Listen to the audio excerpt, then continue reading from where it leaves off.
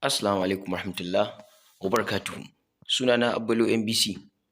So a last video wanda muka yi, bidiyon mu na uku, mun yi bayani akan abin da ake kira da Baby Pips Forex Factory Investing.com. So mun fara bayani akan abin da ake kira da Baby Pips, sannan kuma mun yi bayani akan players of Forex trader. Okay? Ma'ana wa'inda suke abin of suke trading din Forex, ma'ana forex players kenan, wanda suke forex abun nan din forex, okay, playing in forex trading. Okay, wanda na yi mana bayani dalla-dalla. So a wannan bidiyon za mu yi bayani ne akan abin da ya shafi Baby Pips, sannan kuma za mu dawo mu yi bayani akan abin da ya shafi wato investing.com. So yadda dai shi investing.com ba za mu tsaya kan bayani kan shi ba, sannan Baby Pips shi ma ba za mu tsaya bayani akan shi ba, sakamakon na gaya muku cewa Forex Factory yana under fundamental analysis ne. So news kenan, yana ɗaya daga cikin news. Sai kuma abin da ya shafi wannan kenan, abin da ya shafi Baby Pips shi kuma yana under technical analysis, ma'ana yana under lot site haka, okay, yanda za ka saita abin nan pips naka, okay. So yana under technical analysis, amma za mu iya yin shi a yanzu. Let's assume mu yi abin nan, mu yi introducing ɗin, mu yi abin nan ɗin wasu, yanda abin zai kasance. Za mu iya yin wannan explanation ɗin shi, okay. So for now yanzu za mu yi bayani da za mu yi muku bayani ne akan, so what next, menene ma akan long and short. Okay, so long and short wannan abu ne mai matuƙar muhimmanci wanda ya kamata a ce mun sani. Wannan yana da matuƙar muhimmanci ga baki ɗayan mu a ce mun san su.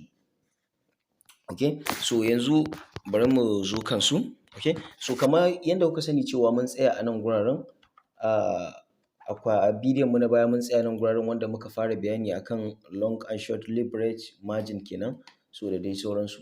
Okay, so for now dai yanzu za mu ci gaba daga inda muka tsaya. Shine akwai abin da ake kira da long and short, wanda idan ka shiga a cikin wato abin da ake kira da, za mu iya cewa a cikin babu exchanger da bata da su, ba kuma exchanger ba, sannan kuma aka same shi a MetaTrader 4, MetaTrader 5, okay, MT4, MT5. So okay, so na yi bayani akan candles masu da kansu, to ko da yake shi akan candles sai idan mun haɗu ne a cikin wato technical analysis. Za mu zo kan bayanan shi kan shi candles ɗin, saboda akwai abin da candles da ake kira da bearish and bullish. Bearish and bullish. Okay, so yanzu dai za mu yi bayani ne akan long and short. Idan ka shiga kasuwa, misali ko kasuwar forex ma, ko kasuwar cryptocurrency gabaki ɗayanta, future trade, za ka iya ganin a cikin exchanger Binance ɗinka ko Bybit ɗinka idan kana da ita, so za ka iya ganin wasu guri ake rubuta long and short. Okay, so bari mu je mu yi muku showing gabaki ɗaya yanda abin yake. So for now yanzu misali muna da Binance haka, za mu shiga cikin Binance ɗin mu gata, kamar yanzu wannan Binance ɗin za mu shiga cikinta.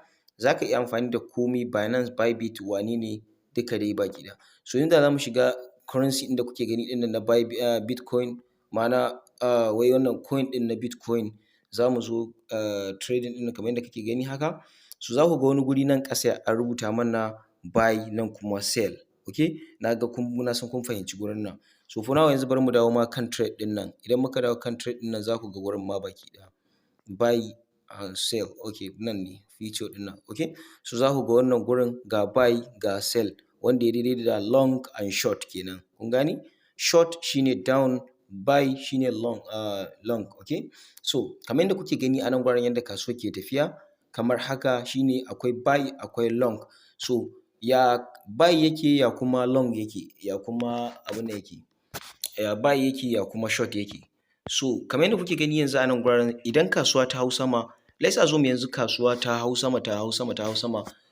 Muna so idan ta yi ƙasa, muna ganin cewa mun yi analysis ɗin cewa ƙasa za ta yi. Misali mun yi analysis ɗin cewa ƙasa za ta yi.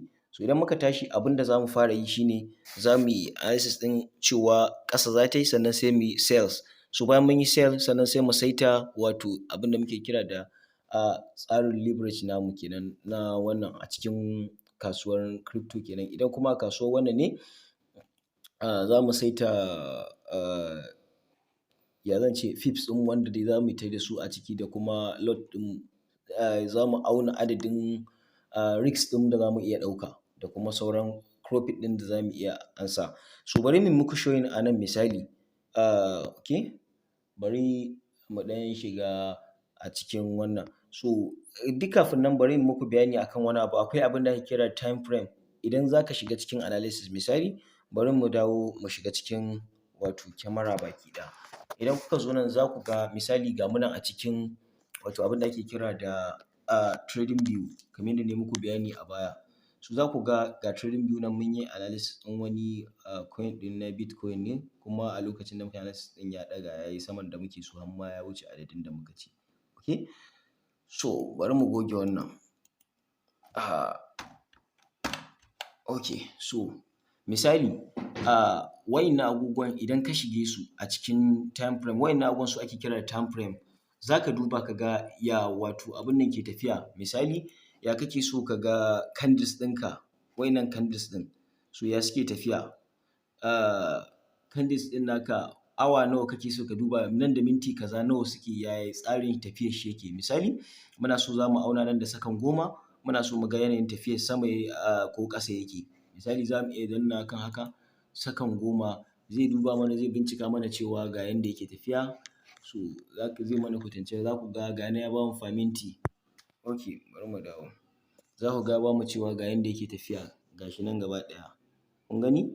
So kamar yanzu kenan. So nan muna weekend ne, ba za mu iya wani duba mu, ba mu iya muku abun nan ɗin wani face irin na crypto irin ba za mu yi muku abun nan ba sai dai na coin ba za mu yi muku irin na major currency ɗin da muka yi muku bayani akan su ba, irin su Euro, USD, JPY, GBP. Okay, so za mu yi muku bayani ne akan abin da ya shafi irin su ko Bitcoin haka ko kuma dai sauran wasu coin da muke da su.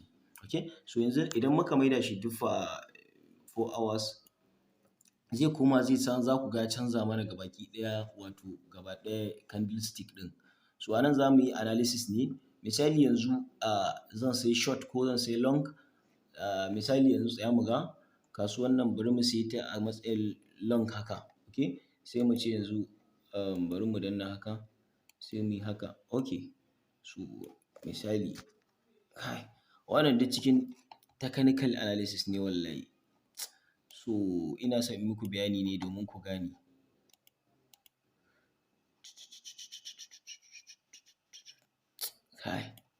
So wannan ina gama ya muga. So ina muka tsaya ma dai ko da yake muna ga bari mu yi muku bayani akan yanda yake tafiya. Misali yanzu lot size ba lot ɗaya nake son yi, breaks ɗina ba zai kasance 25% ba. Za mu ga ba haka ba ne. Okay, so misali yanzu a kasuwan ba forex ba zan ce, a kasuwan crypto za ku ga cewa misali nan guraren za mu yi amfani da shi wannan abubuwan da kuke gani za mu yi amfani da su ne a matsayin kamar yanzu nan za mu iya saita stop loss haka, nan kuma take profit.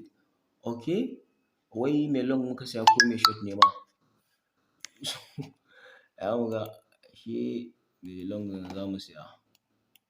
Okay, so in yi haka stop loss kenan. Ni dai in ce mun yi kuskuren kenan, mu ne muka yi shi. So sai in ce kasuwan nan za ta ɗaga kamar yadda kuke gani haka, sai mu ce bari mu saita yanayin risk ɗinmu. Kun gane?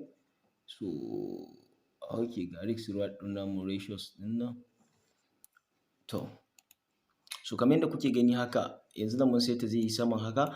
To wannan abun za mu iya, inda kuke ganin ɗan tambarin wannan yellow ɗin da kuke gani can ƙarshe. Misali nan za ku ga arrow ɗina can 69 ɗin can. So za mu iya zuwa mu yi adding ɗin shi a matsayin shi ne take profit ɗin namu, adadin kuɗin da za mu samu. Sai wannan kuma stop loss ɗin za mu yi amfani da shi ne. Wannan dai yanzu ba lallai ku gane ba saboda ba mu zo technical analysis ba amfanin mu yi shi. Yanzu dai mu tsaya a kan nan. Okay,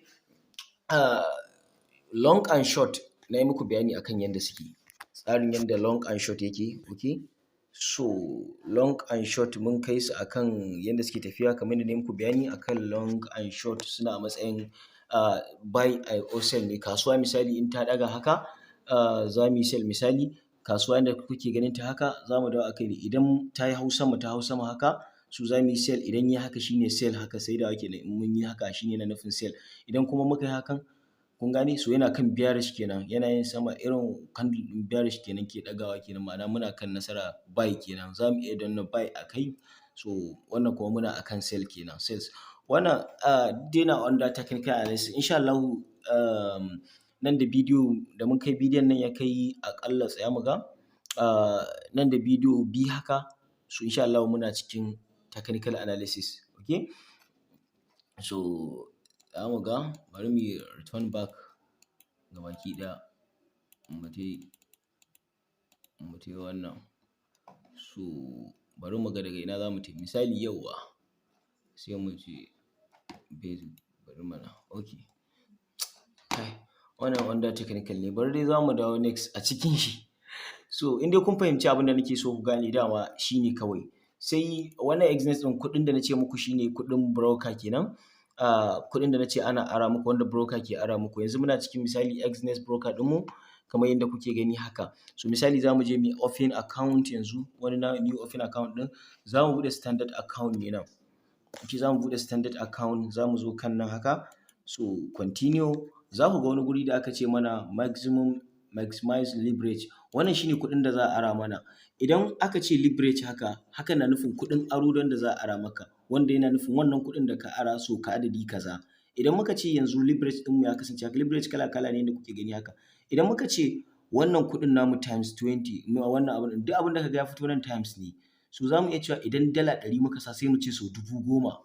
So let's da za mu duba mu gani sau 10,000, mu shiga calculator, za ku ga ko nawa ne. Misali calculator, za ku ga kenan nawa suka bamu a ciki. Misali ga mu a calculator mu, sai mu ce okay, calculator fito mana. Okay, sai mu ce za mu saka dala 100, dala 100 yanzu, sai mu ce 100 nan sau 10,000, sau 10. Haka ba mun samu kuskure, error, delete. Okay, so za mu ga, za mu ce za mu saka dala 100, sai mu ce sau 10,000, sau 10,000. Okay, so wai sau 10,000, sau 100 zan ce. Bari mu yi baya. Za mu saka dala 100, sai mu ce sau 100, hakan na nufin dala 10,000. Okay, so wannan times sau 100 kenan, hakan na nufin sau adadin sau 100 kuɗin da muka sa. Kun gane?